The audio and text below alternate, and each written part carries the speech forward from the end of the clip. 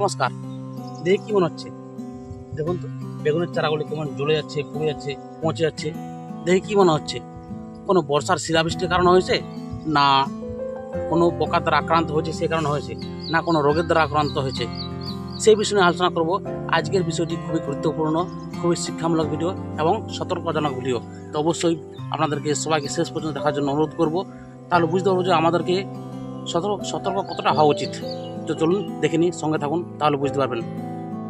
এক কৃষক বর্ষাকালীন বেগুন চাষ করব মনে করে সঠিক সময় সিডবেড তৈরি করেছিলেন।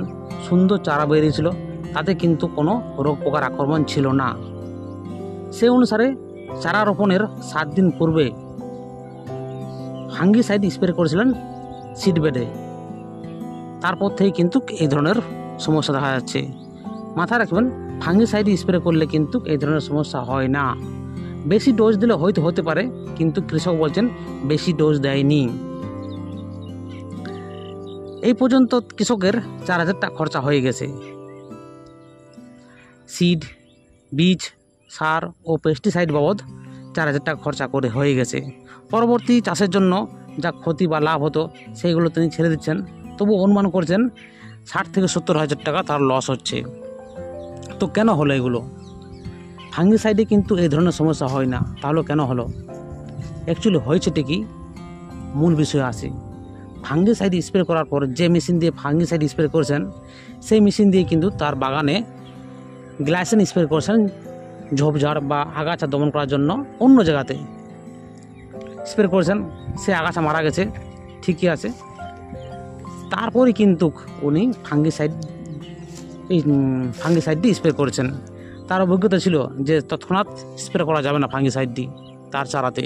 সেই জন্য তিনি 4 থেকে 5 বার ভালো করে সাবান দিয়ে ধুয়ে নিয়েছিলেন স্প্রে মেশিনটি। তারপরও কিন্তু এই অবস্থা। ধুয়ে নেওয়ার পরে কিন্তু স্প্রে করেছেন, তারপরও কিন্তু এই অবস্থা।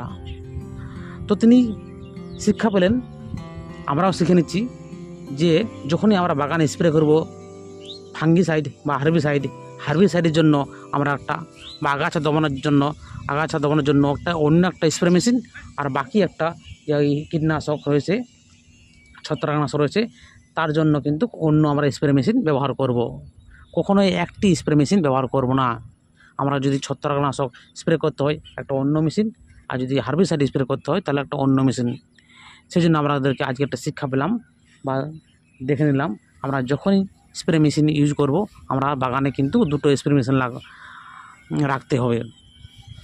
তো বন্ধুরা, ভিডিওটি কেমন লেগেছে অবশ্যই কমেন্ট করে জানান, আর প্রচুর পরিমাণে শেয়ার করুন।